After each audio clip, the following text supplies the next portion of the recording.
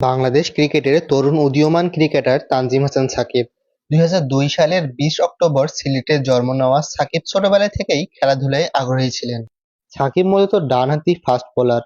সাকিব ধারালো ইনসুইং এবং আউটসুইং দিয়ে ব্যাটসম্যানদের বিপদে ফেলতে পারেন। গতি ও নিখুঁত লাইন লেন্থের জন্য খুব দ্রুতই সিলেট বিভাগীয় দলের নজরে আসে।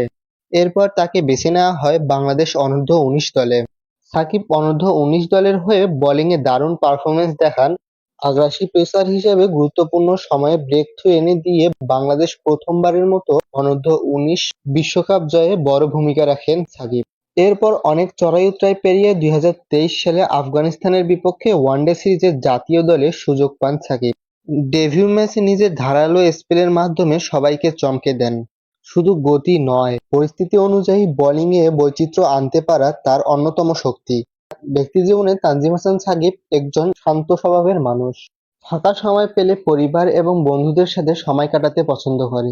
ভবিষ্যতের লক্ষ্য হিসেবে সাকিব চান বাংলাদেশ ক্রিকেটে নিজেকে দীর্ঘস্থায়ী করতে। দেশের হয়ে বড় বড় জয়ে ভূমিকা রাখতে চান।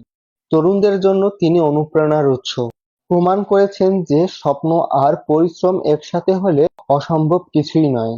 তানজিম হাসান সাকিব আগামীর দিনগুলোতে আরও অনেক সাফল্য বয়ে আনবে, এমনটাই আশা করছে দেশের ক্রিকেট প্রেমীরা।